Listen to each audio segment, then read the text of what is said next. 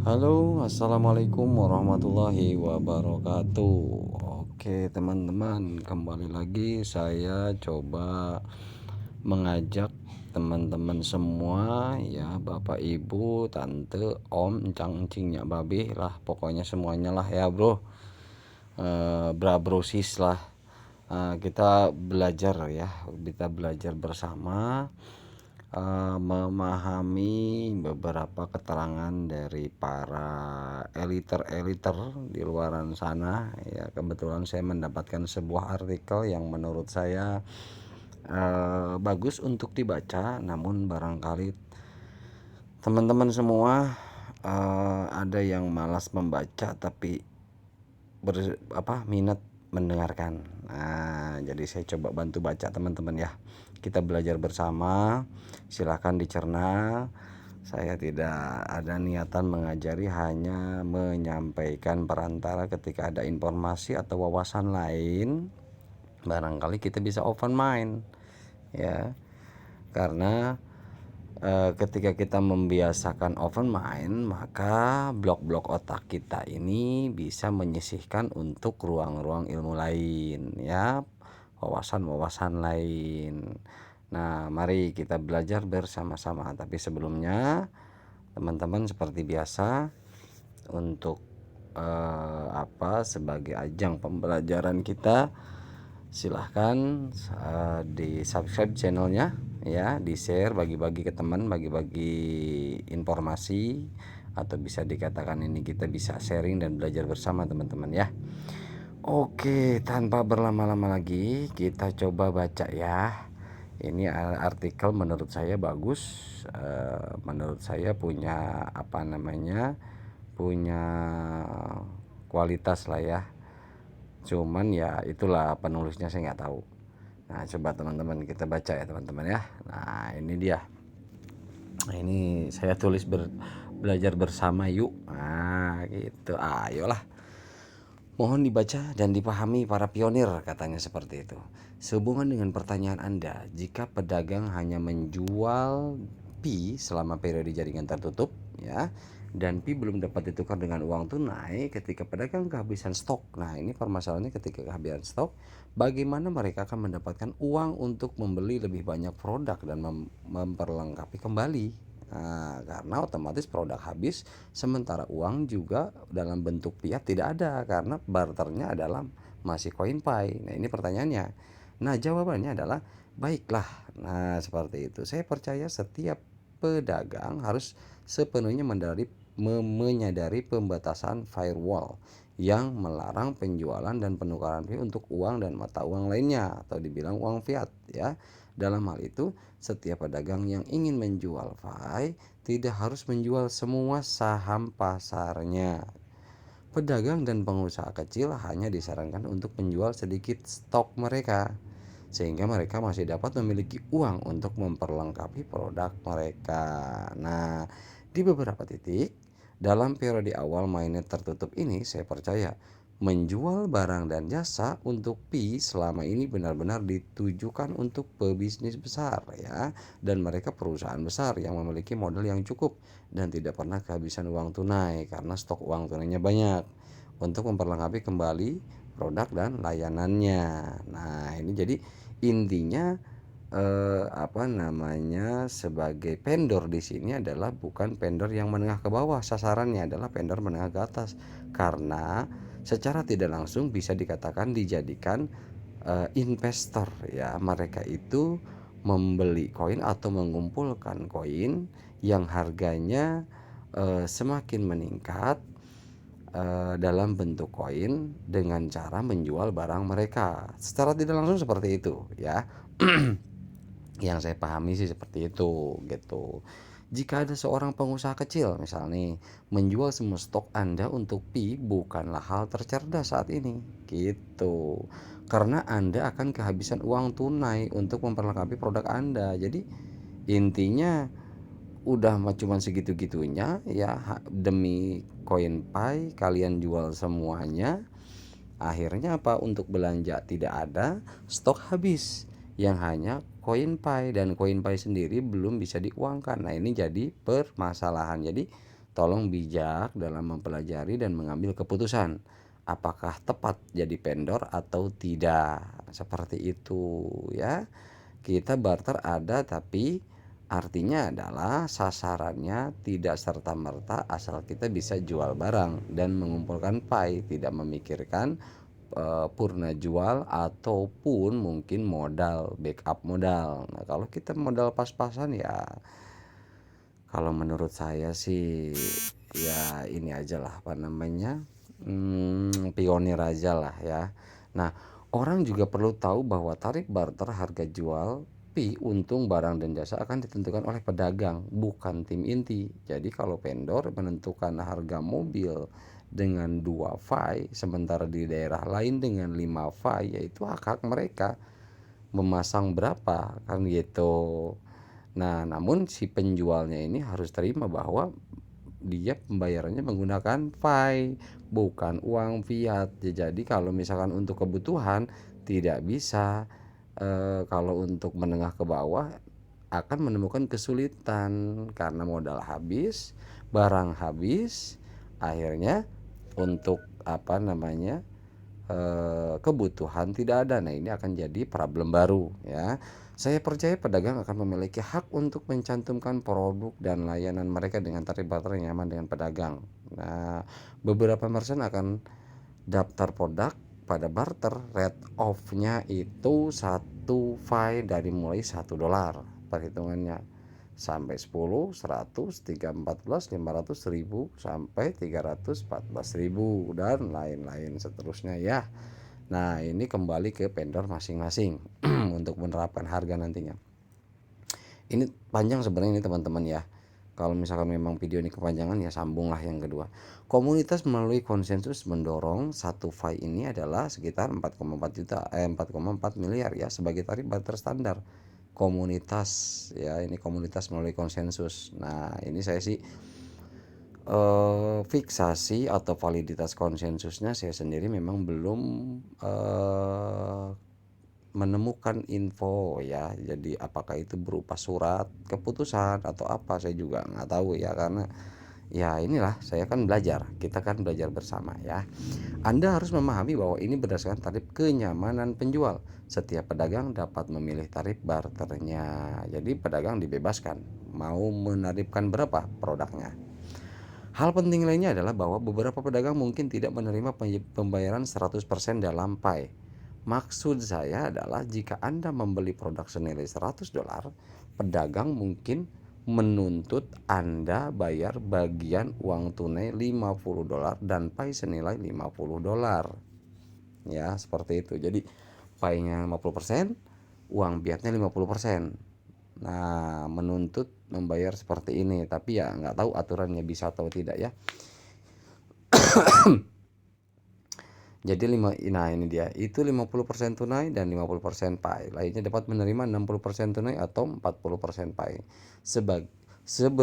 Beberapa akan pergi sejauh 9% dalam uang tunai dan 10% dalam pay. Jadi ya seperti itulah ya. Begitulah akan terjadi. Ini seperti keputusan pasar bebas. Setiap orang harus nyaman, tidak ada tekanan pada apapun, ya. Namun, seseorang juga harus memahami bahwa tarif Anda adalah yang akan menarik lebih banyak pembeli.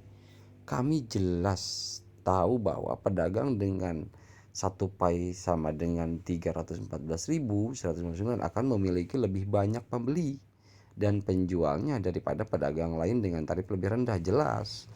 Karena kenapa? Misalkan contoh, ini yang saya pahami ini ya, yang pahami poin ini adalah misalkan mobil daerah A itu 1 pay, daerah B itu adalah 5 pay. Tentu yang 1 pay yang akan diburu itu yang akan cepat habis barangnya.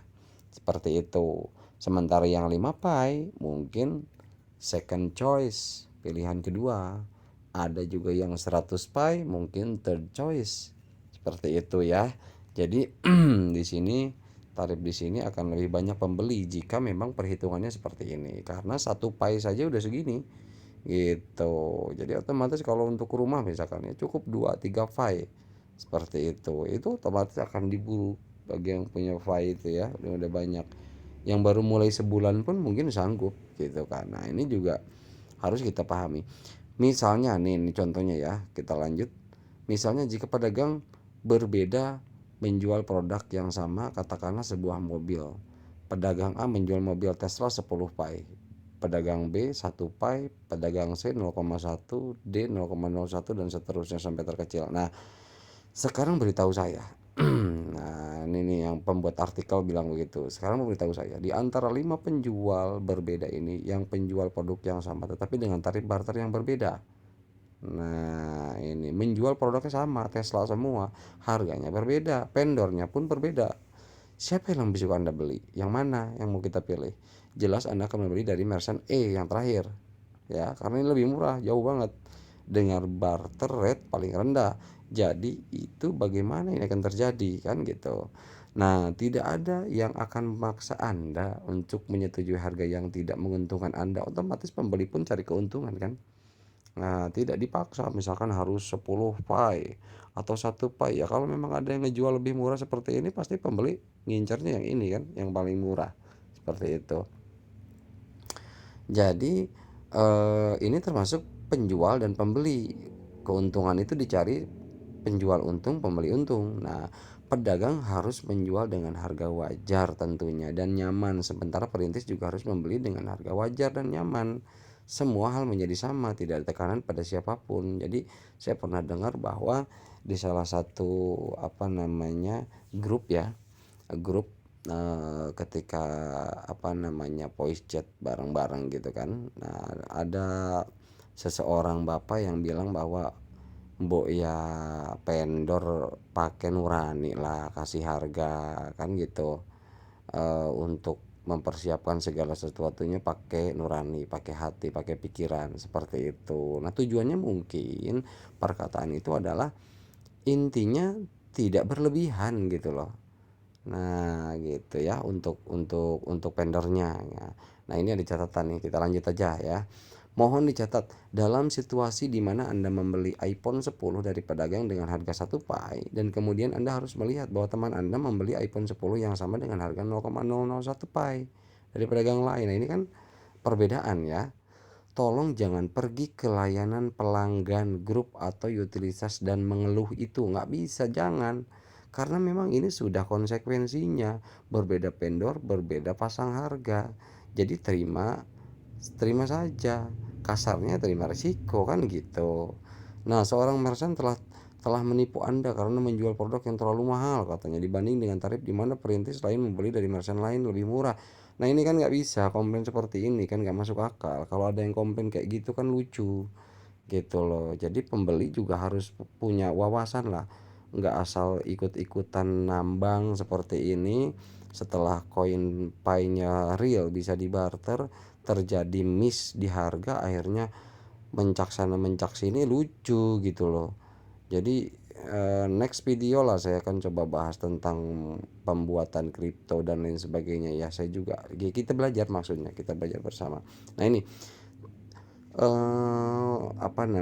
tidak, katanya kan, kami tidak ingin mendengar keluhan seperti itu. Jelas memang termasuk tim core juga nggak mau seperti itu, makanya ada aturan main di sini.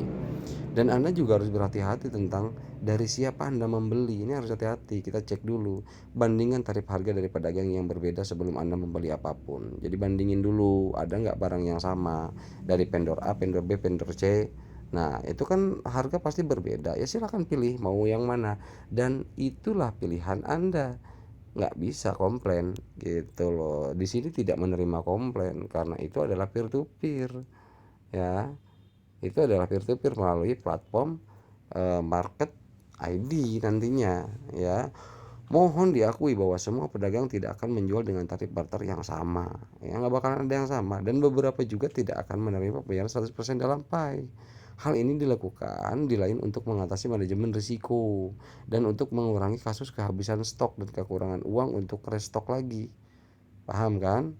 Seperti itu. Jadi harap perintis tidak harus menghina atau mengkritik siapapun yang tidak menerima pembayaran 100% di pai, dan pedagang yang tidak setuju dengan 1 pai 314.000 alias 4,4 M.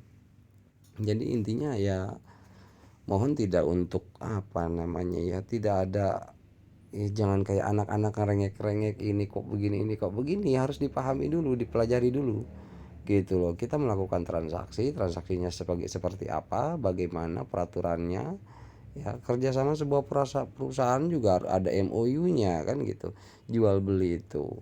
Nah ini kita melalui digitalisasi seperti ini, jadi kita harus pahami dulu ya teman-teman. Nah faktanya saya harus memberitahu Anda bahwa menjual atau membeli di platform Pi Utilities tidak dengan paksa, ini dengan pilihan kita teman-teman, pilihan kita masing-masing. Anda tidak dipaksa untuk menghabiskan Pi Anda dalam membeli barang dan jasa, tetapi kami hanya meminta bantuan dari Anda untuk membantu mendukung dan berkontribusi pada pertumbuhan ekosistem Pi ya, dengan menghabiskan Pi Anda. Kalau memang Pi Anda mau dihabiskan, ya saya saranin sih jangan lah bro, ya enggak, jangan lah. Karena next masa depan kita kan ya, bukan berarti kita menaruhkan masa depan kita di Pi semuanya, tidak, tetapi ada hal-hal yang memang diprediksikan. Jadi gini, ada yang namanya teori kemungkinan, itu ada pembelajarannya. Teori kemungkinan itu kan ada perhitungannya secara matematika karena berhubungan dengan teori probabilitas. Nah, jadi di sini kita harus lihat juga, jangan asal habiskan koin tanpa melihat ke depan ya. Gitu teman-teman. Oke, lanjutkan aja. Dan jika Anda tidak nyaman dengan menghabiskan Pi Anda, harap tunggu hingga peluncuran mainnet terbuka. Nah, ini dia. Yang kita tunggu sebetulnya intinya adalah ini, mainnet terbuka. Di sana Anda dapat memperdagangkan Pi Anda dengan mata uang. Contoh rupiah, dolar, dan terserah Anda, bebas sebebas-bebasnya. Anda mau menjual di exchanger mana yang ada Pi, silahkan. Mau ditradingkan silahkan, mau di staking silahkan. Nggak ada larangan. Jadi tunggu mainnya terbuka. Tetapi selama periode jaringan tertutup, yang saat ini barter ini masih jaringan tertutup, Pi hanya dapat digunakan untuk membeli barang dan jasa, untuk bootstrap dan mendorong pertumbuhan ekosistem Pi. Setelah ekosistem Pi terdorong dan tumbuh, maka nanti akan masuk listing bursa kripto gitu teman-teman ya. Nah sekarang biarkan saya memberi nasihat pelopor sekali lagi. Nah ini dari yang penulis ini ya. Ketika platform utilitas Pi dibuka untuk integrasi bisnis, akan ada akan ada banyak pedagang yang menjual barang dan jasa untuk Pi di berbagai negara dan wilayah. Nah, sebagai pembeli, untuk menghindari serangkaian komplikasi perdagangan dan kesulitan dalam menilai barang pesanan, mohon Anda hanya disarankan untuk membeli dari pedagang atau vendor yang terdekat dengan Anda di wilayah Anda. Jangan membeli pedagang dari luar gitu. Jadi luar wilayah kita, misalkan kemana, Singapura atau mana gitu kan, dengan harapan pengiriman produk ke lokasi Anda yang nggak bisa semudah yang kita bayangkan. Kita impor aja aturan mainnya udah ribet ya gitu teman-teman, udah ribet. Jadi jangan berpikir bahwa ngambil order di Cina 2 hari nyampe, nggak bisa. Kita harus pahami itu juga gitu loh, realitasnya seperti apa teman-teman ya, seperti itu. Oke. Oh, kami tidak ingin mendengar keluhan seperti saya ditipu pedagang, saya membeli beberapa barang dan sudah lebih dari 1 bulan, tapi saya belum menerima barangnya. Kenapa? Nah, ini kan komplainan, ya, karena kita nggak paham, belum paham, udah cuap duluan, udah komplain. Nah, ini yang tim core hindari itu seperti ini. Makanya untuk barter di awal ditutup untuk order ke luar negara. Jadi harus di negara masing-masing terlebih dahulu ketika mainnya tertutup ini, teman-teman.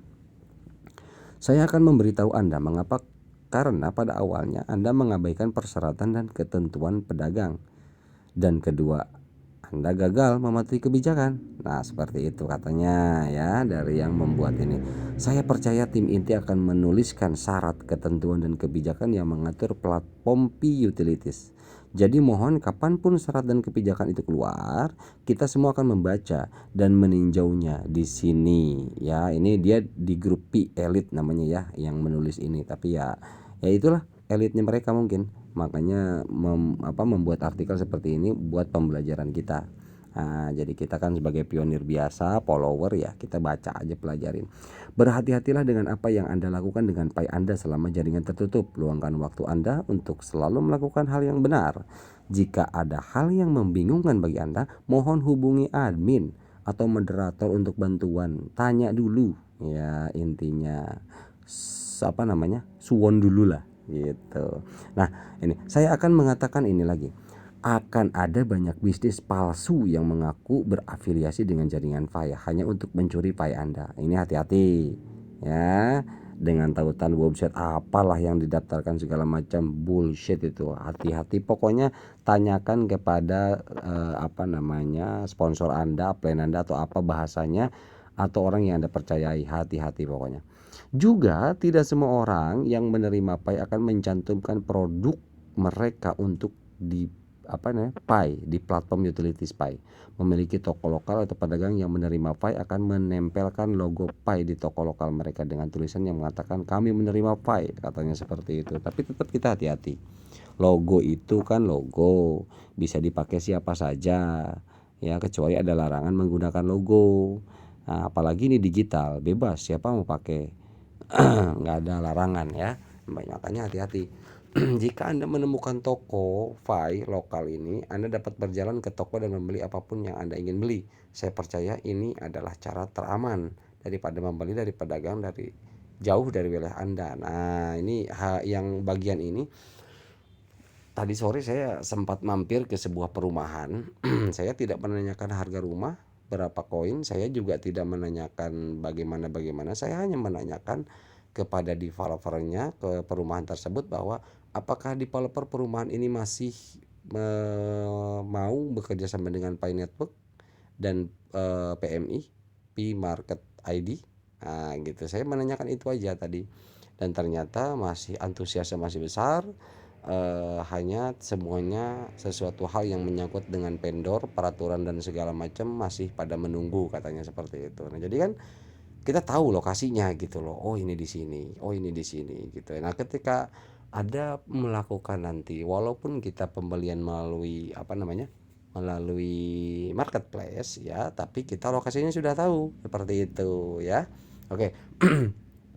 Di akhir, jika informasi ini bermanfaat bagi Anda, mohon bagikan. Oke lah, ini udah selalu dibagikan. Kemudian apa? Oke, selesai ya. Sampai situ aja, ini hanya kata-kata penutup.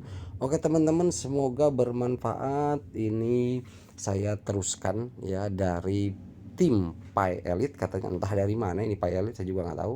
Tapi mudah-mudahan bermanfaat teman-teman ya. Saya hanya berbagi saja. Adapun kembali lagi nih, terakhir catatan, adapun Anda yang tidak suka dengan mining, cloud mining seperti Pi Network ini, komunitas Pi Network, apakah ini mungkin di pikiran Anda bullshit, apakah ini mungkin di pikiran Anda scammer, atau di pikiran Anda ini halu, bahkan tahayul, atau apapun itu bahasanya, silahkan, itu hak teman-teman di luaran sana yang tidak mempercayai proyek-proyek langkah-langkah ini semua ya, bebas kok, kita negara demokrasi loh, kritis itu wajar ya enggak, kita kan punya kepala beda-beda ya, isinya juga pasti berbeda gitu, cara memahami juga berbeda. Maaf nih, saya bukan so agama nih. Ada yang dibilang la tahtakir mandunaka falikuli sai maziyah, itu kalau di Islam ada hadis seperti itu, bahwa kita tidak boleh merendahkan segala sesuatu apapun karena setiap sesuatu itu memiliki kelebihan.